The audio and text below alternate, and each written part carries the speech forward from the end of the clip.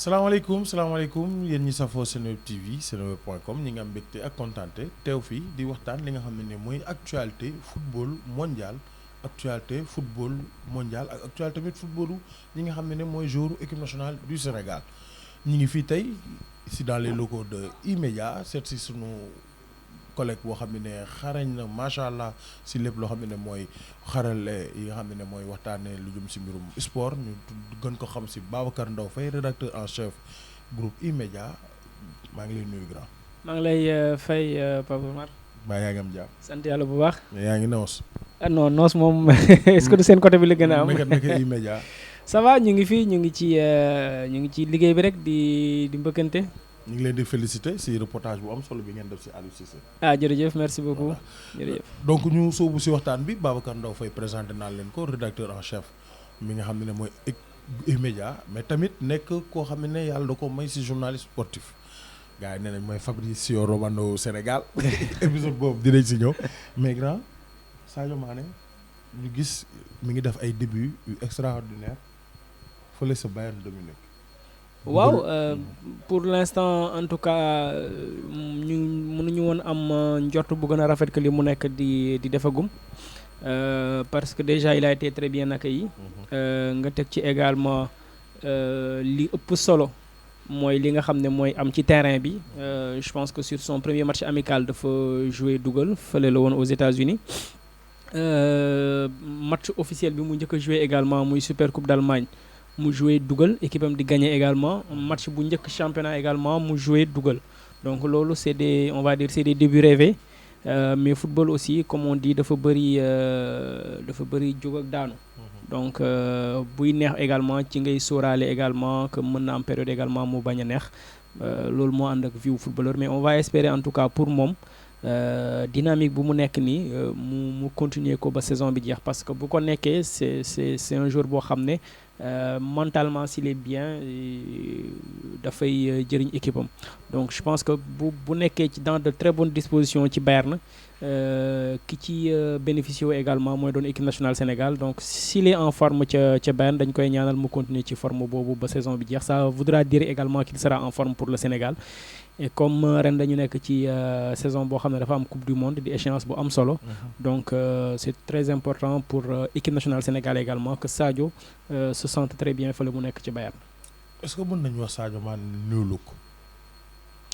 xaw ma ndax mën nañu wax new look ou pas enfin dans le jeu je pense que li ñu doon gis en tout cas li ñu gis sur ces premiers matchs qualité yoo xam ne doon gis nañ ko déjà ak Sénégal gis nañ ko également ak Liverpool.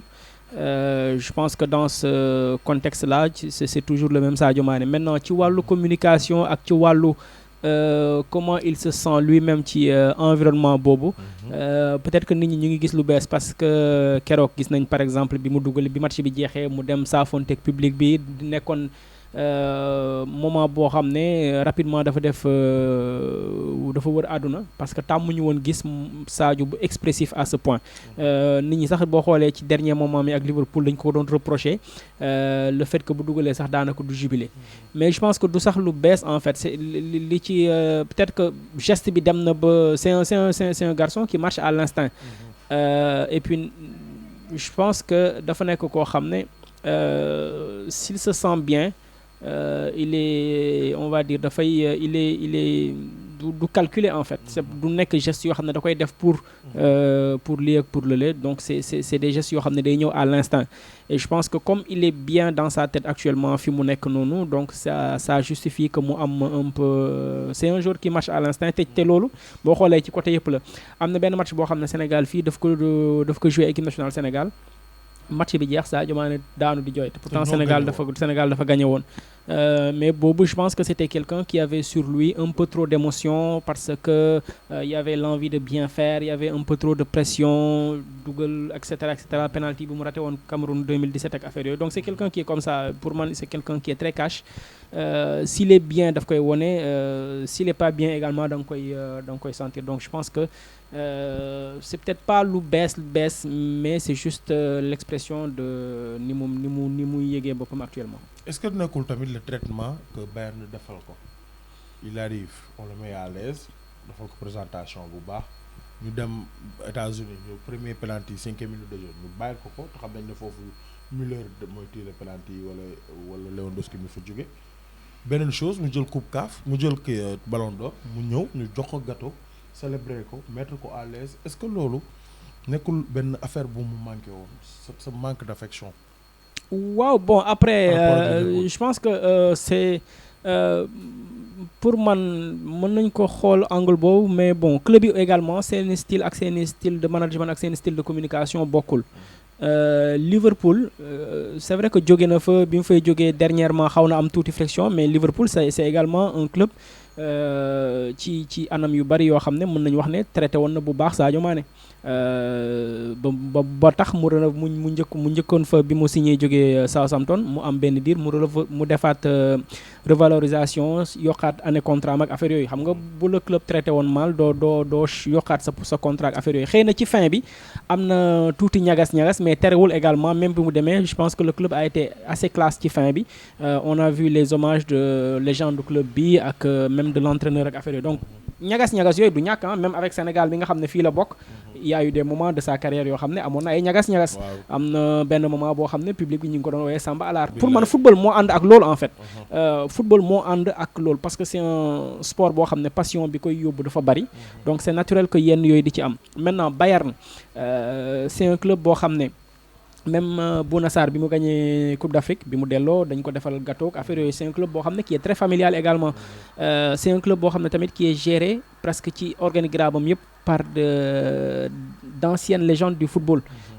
ay ñoom Oliver Kahn nga fay gis ay ñoom Hassan Salihamidzic nga fay gis ñoo xam ne ci structure club bi yëpp c'est des gens yoo xam ne dañu am passé au footballeur professionnel de très haut niveau jaar ci Bayern comme footballeur donc xam nañ souvent yëg-yëgu footballeur ci yenn gestes yu ndaw yi ñuy jàppee détail donc c'est un club boo xam ne pour man qui anticipe sur ces aspects là nga yokk ci également c'est un club boo xam ne gëj na jënd joueur bu am niveau wu Sadio Mané je pense que joueur bu egg niveau boobu au sommet de sa carrière Bayern gëj na ko jënd trop même Lewandowski bi nga xam ne moo nekk seen précédent joueur de premier plan bi ñu koy jënd c'était plus une promesse bu nekkoon Liverpool bu nekkoon Dortmund plutôt toj am avenir et cetera ñu jël ko defar ko si ñoom la amee envergure bi moom alors que Sadio ñoom bi ñu koy jël dafa fekk mu nekk vraiment au sommet de sa carrière top mondial donc bi ñu koy jëli c'est normal que mu am envergure boobu parce que ñoom gëj nañ jënd joueur bu am envergure boobu moom mooy waral souvent ngay gis tout ce qu'il y a comme communication autour du joueur parce que ñoom également ils sont conscients de niveau joueur bi ñu jël yaa ngi wax Müller ci penalty bi mu ko jox Müller également Allemand yi pour man li def différence bu bari par rapport ak ñoom dañu am culture résultat xam nañ ki leen mën a andil résultat ki leen amal njëriñ mettre ko dans les conditions qu'il faut pour mu amal leen njëriñ Müller c'est un joueur qui a gagné qui a tout gagné jël na Champions League jël na championnat Allemagne plusieurs fois jël na Coupe du Monde mais toll na foo xam ne ci carrière am ak affaire yooyu dina xam ne peut-être que li leen Sadio mën a andil bu ñu ko mettre en avant dafay doon lu am solo te amuñu problème humilité boobu pour accepter loolu et quelqu'un comme Sadio également il a cette chance-là am na c'est pas quelqu'un qui va tirer la couverture sur lui du koo xam ne dafay xëccoo forcément yenn affaire yi wala di wane ne man la donc il va facilement s'intégrer dans le collectif donc je pense que c'est un mariage boo xam ne dafa jekk ci ànd entre identité wu club bi ak identité wu joueur bi ñu jël je pense que c'est peut-être le choix parfait pour ñoom. bu ñu tëj fenêtre Sadio Mané wax ci li nga xam ne mooy mercato de Lyon mercato de Lyon bi ñu njëkkee ci le cas Gana Gueye tantôt annoncé à Everton par Fabrizio Romano yow nga démentir ko. non Bill moo ko démentir. yow ak Bill Mahmoud et li ci gën a neex mooy tout le monde s'est vu que ne maintenant sunu journaliste sportif yi muy yow muy Bill Mahmoud que je salue de passage da ngeen di am exclusivité comme ñeneen ñi donc c'est un pas vers en avant déjà noo gisee ñi naan Fabrizio Romano a été démenti par Babacar Ndao Faye ak Bill Mahmoud. sur le cas Gana Gueye déjà non bon pour man honnêtement loolu c'est vraiment un épiphénomène en fait c'est l'idée ce n'est même pas de en tout cas je pense que l'idée ce n'est même pas de démentir Fabrizio wala leneen parce que Fabrizio je le considère juste comme un journaliste comme yow comme man comme ñi nekk ci sama rédaction wala ñu nekk ci yeneen rédaction ak yooyu affaire yooyu il a de très bonnes sources. Il est très connu à l'international, donc média moo demee noonu en fait. Le fait que nga ñun ñi il nous arrive ñu juum ci suñuy source je pense que amul exclusivité dëkkul fenn. Pour man c'est rien d'extraordinaire et même quand tu dis maintenant sax du ma d'accord ak yow foofu pour man journaliste sénégalais yàgg nañ di am des exclusivités ci football bi muy depuis des années muy au niveau national muy au niveau africain muy au niveau mondial également. Pour man c'est juste que li am yenn envergure dañ nekk moment jamono joo xam ne réseaux sociaux yi peut-être mooy jox yenn affaires yi yenn ampleur yi. Réseau social bu mel ni Twitter par exemple nit ñi ñooy jël benn affaire jox ko benn envergure boo xam ne peut-être que yeggul foofu en fait. Après il arrive que nga am benn même ci benn rédaction il arrive que yow nga am benn information keneen am beneen information boo xam ne daf koy contredire wala daf koy mottali ak yooyu. Donc pour man c'est des choses qui arrivent. Après sur le cas précis de Gana je pense que ci ni ma ko jàngatee je pense que moom il a été trompé de bonne foi on va dire. Dama gëm ne jusque là ce sont les dirigeants du PSG ñoom ñoo nekk notamment ñi nga xam ne ñu ci bees mooy ñu mel ni ñoom Campos ak ñoom non pas Galtier entraîneur bi sax Campos ak Antero Henrique ñi nga xam ne ñoom ñooy chargé wu un peu mercato bi ak affaire yooyu parce que ñooñu ñoo am obligation de résultat parce que ñooñu ñoo am effectif en trop dañ leen jël pour ñu andi dynamique bu bees ak affaire yooyu et on constate qu'ils ont beaucoup de mal pour placer yenn joueurs yooyu sur le marché. C'est le cas de Icardi, c'est le cas de Gana Gueye, c'est le cas de Draxler, c'est le cas de Rafinha ak ñeneen. Ils ont du mal à les vendre parce que situation marché bi la jënd ak jaay la. ñi war a jënd ils peuvent être intéressés mais ils savent que PSG dafa nekk dans une situation dafa teg boppam dans une situation boo xam ne annoncé na foog mu libérer ay joueurs. Donc ñi war a jëndi joueurs yooyu du ñu yàkkamte ils vont se dire que PSG moom moo nekk dans l'urgence donc moom moo war a def l'effort supplémentaire surtout que c'est un club boo xam ne dafa yàgg wane ne dafa am xaalis ak affaire yooyu donc moom mooy def l'effort supplémentaire ñun nañu toog xaar saisir la bonne opportunité. Donc ñoom dañuy xaar joueurs yi également c'est des joueurs yoo xam ne ils sont dans d'excellentes conditions au PSG en tout cas sur le plan financier sur le plan traitement salarial ils n'ont aucun intérêt di dem di wàññi seen salaire feneen wala di dem kii ak affaire yooyu te da ngay dem ci club boo xam ne souvent il va te proposer moins. Bu ñu waxantee dëgg li ñuy reprocher Gana ay ñoom Icardi ak ñoom Kurzawa ak affaire yi ils sont dans une très belle ville l'une des plus belles villes du monde ils ont un très bon traitement salarial ils jouent les grandes compétitions affaire yooyu y a rien qui va les obliger ñu dem ci situation boo xam ne arrangé wu leen parce que footballeur professionnel avant tout quand on dit footballeur professionnel avant tout on parle de quelqu'un boo xam ne dafay liggéey nag dafa bëri conditions yi nga xam ne moo koy wër environnement bi baax na ci généralement également il y a un aspect que les gens oublient mooy famille joueurs yi souvent dañuy am une très grande influence ci li nga xam ne moom moo di seen choix de carrière joueurs yi et généralement famille joueurs yi bu ñu ñëwee Paris c'est un environnement boo xam ne pour ñu nekk fa seen xel dal dafa kii parce que Paris moo gën a neex ville yu bari ci yi nga xam ne dañ nekk ci football tu vois des joueurs comme Manchester des joueurs yu nekk Manchester muy City wala United souvent seen famille ñoom ñooy pousser pour ñu dem parce que c'est pas une ville boo xam ne dafa accueillante pour ñoom style de vie bu ñu bëgg a dund. Jabaru De Gea moo doon wax que la ville de Manchester est aussi moche que le derrière d'un frigo c'est-à-dire que y a rien de li nga mën a def Paris mu attractif en famille mënoo ko def dans une ville comme Manchester et cetera te yooyu souvent c'est des petits détails yoo xam ne au-delà de aspect financier yeeg yooyu c'est des petits détails yoo xam ne dafay jouer et donc Paris dina yàgg am problème ci. Bëgg a libérer ay joueurs yi bañ a dem te comme ils ont signé un contrat coow lay bari mais bu joueur bi ne damay toog honorer sama contrat mënoo ci dara il est bu ko neexee toog honorer contrat ba mu jeex. mais à 3 mois de la coupe du monde yow gis nga ni moom mu toog moo gën wala mu dem Everton bi ñu koy annoncé encore il y a 24 heures de cela. Non je pense que li gën c'est un man je pense que je suis mal placé pour wax ne lii moo gën ci moom. mais li ma jàpp mooy. J'essaie de me mettre un peu dans sa position je sais que nit ñaa ngi wax coupe du monde mais coupe du monde Sénégal xam nañ ne sauf blessure Gana quelle que soit la situation day dem parce que argument parce que c'est quand même un très haut cadre de cette équipe 10 ans moo ci gën a yàgg bi muy ñëw ñi nekk ci ak équipe bi yëpp actuellement amul kenn ku ko si jiitu ñoom ñëpp moo leen si jiitu parce que novembre 2011 fekk na mu ñëw ci équipe bi sous Amara Traoré. Au-delà de aspect wu yàgg ak affaire yooyu c'est un des relais de l'entraîneur mën nañu wax ne ci vice-capitaine yi ci la bokk. C'est un des joueurs les plus influents du groupe. mu am un passé bu yàgg ak l'actuel entraîneur donc gisuma luy tax Gana bañ a dem coupe du monde parce que même bu dee dañ joxe argument wu bañ a jouer un des meilleurs joueurs de la coupe d'Afrique bi ñu jógee c'était Nampalys Mendy. Il n'avait pas amul woon sax benn minute ak Leicester justement donc li prévoir woon ci li taxoon mu woowoon Nampalys parce qu'il considérait que c'était un maillon important de son effectif va forcément même bu Gana décidé woon jouer Paris donc dans ce cas bu ñu nee coupe du monde il sait que même bu toogee Paris dina ñëw beneen aspect bi également mooy ban état de forme lay ñëwee après loolu c'est à lui de gérer sur le plan physique ak ses préparateurs physiques ak yooyu te également dafa am benn obligation bi nga xam ne Paris am na ko mooy bu décider toog Paris quelle que soit la situation le PSG bu mercato bi tëjee le PSG est obligé de l'intégrer dans le groupe professionnel wala jox ko les mêmes conditions que joueurs yi nekk ci groupe professionnel mooy li ñuy wax ne il est placé dans le loft ak yooyu même boo placé joueur bu nekk ci effectif professionnel qui a un contrat tu es obligé de le mettre dans les mêmes conditions c'est-à-dire jox ko entraîneur bu am les mêmes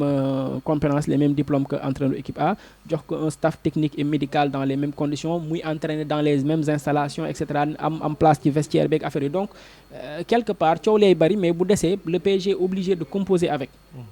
Donc et au-delà de tout man je sais que Galtier c'est quelqu'un qui a une très forte estime pour Gana parce que Gana également il a un passif ci championnat France. Donc un coach français c'est pas comme un coach étranger bu ko kiiwul c'est-à-dire depuis ces années de Lille. xam na ko xam na quel type de joueur la am xam na quel que soit le mercato qu'il peut faire xam na éventuellement dans quelle situation la ko mën a amal njëriñ ou pas maintenant qu'il joue pas ce qui est clair c'est que day dem mondial après beneen aspect bi c'est que il a 32 ans il lui reste 1 an de contrat il va pas je pense dem bazarder wu quelque part juste pour plaire aux Parisiens. Parisiens ñoom ñoo ko bëgg a génne on va dire bu ñu ko bëggee génne ñoom ñoo ko war a mettre dans les conditions yoo xam ne moom il va se sentir à l'aise et bu desee tamit au bout de quelques mois en janvier il a la possibilité de signer n'importe où de toucher une grosse prime de signature en étant libre et à 32 ans ce sont des situations yoo xam ne forcément je pense que joueur da koy xalaat donc pour man nekkul forcément dans l'urgence de se dire non foog ma dem uti club c'est pas comme un joueur de 24 ans wala de 20 ans qui va aller dire non en tout cas sama carrière mën na nekk en truc Gana li gën a am solo ci carrière am pratiquement lu bari def na ko il a joué une coupe du monde il va en jouer une deuxième il a joué le tournoi olympique il a joué des CAN il en a gagné une donc pour man il n'est pas dans une situation boo xam ne il va se mettre une pression inutile. Est-ce que Gana moom ak Bamba Dieng ñoo bokkale cas parce que Bamba Dieng ñu bëri nee nañ il est victime de l'antécédent de l'accord entre Olympique Marseille ak Jambar Pablo Longoria président Marseille wax na football présent la amul passé même daa defoon na fin de saison bu baax mais football présent la performance am ak entraînement mooy déterminé coach bi Igor Tudor nee na moom Bamba Dieng sur hiérarchie des attaquants de pointe moo jël 4e position après ñu jënd Alexis Sanchez est-ce que pour avant Sanchez sax jënd nañu benn Luis Suarez également bu jógee ça veut dire que actuellement qui serait 6e. waaw léegi est-ce que loolu bu nekk ay quoi sur un jeune qui était pro bu ñu promettroon ren championnat bu baax la nar def championnat. Bon je pense que déjà c'est clair que moo Gana bokkuñu situation bokkuñu club bi ñu nekk bokkuñu style de management club yi ñu nekk bokkuñu tolloowuñu âge ci seen carrière donc déjà c'est clair que situation bokkul maintenant concernant Bamba Dieng man li ma gëm mooy que c'est plus une décision politique qu'une décision sportive en réalité nit ñi ñooy wax ne affaire hiérarchie ak affaire yooyu mais je suis convaincu que Longoria ñaar la bëgg parce que Marseille dafa nekk dans xam nga Marseille bokkul ak PSG dañu am xaalis di wane tout le temps que dañu am xaalis Marseille c'est un club boo xam ne ils ont des soucis financiers dernièrement pour ñu jàll DNCG il a fallu que président américain bi McCourt injecté waat xaalis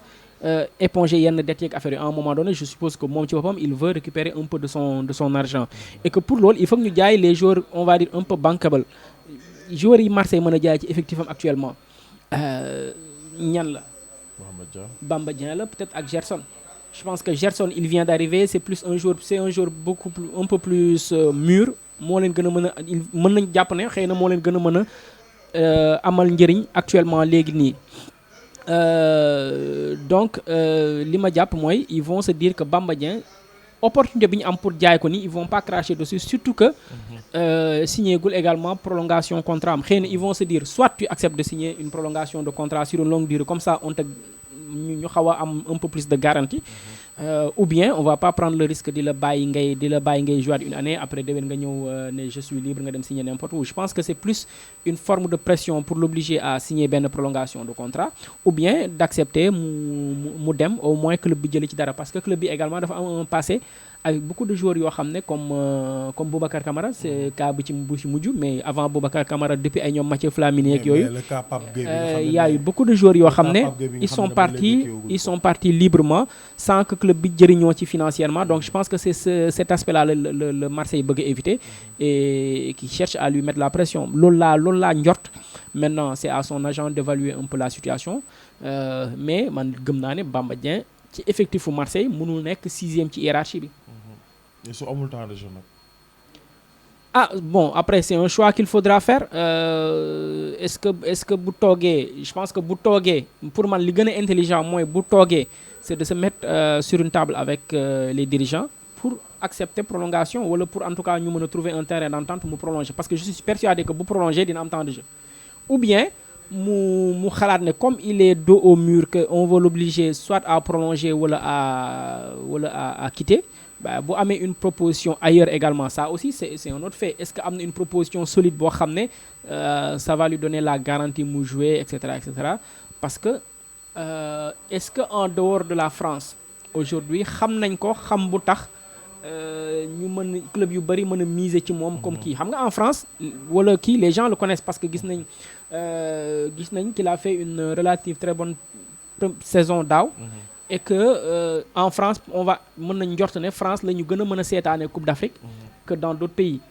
et comme il a fait une bonne Coupe d'Afrique également peut-être qu'en France les clubs sont assez alertés ci moom mais en dehors de la France est-ce que même regard bi que la nit ñi am ci moom je ne sais pas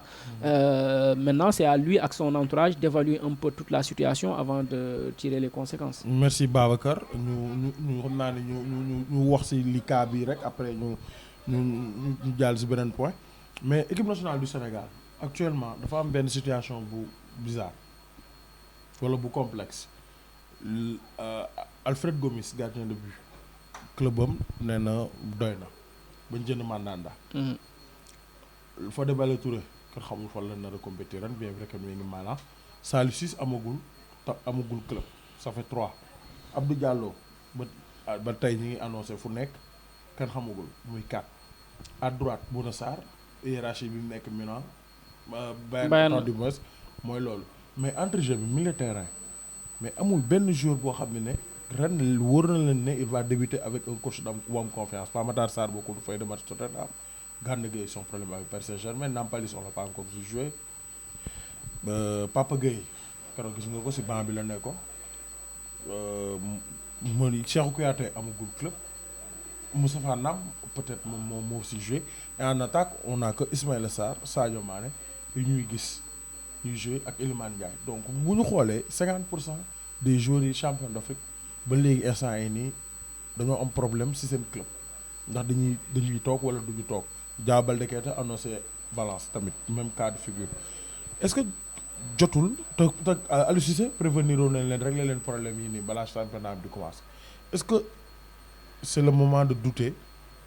ne groupe bi dina am cassure. Bon je ne sais pas ndax dina am cassure yaa ngi wax 50% mais ce matin rek maa ngi waxtaan ak sama benn xarit ndaxte Gueye ñuy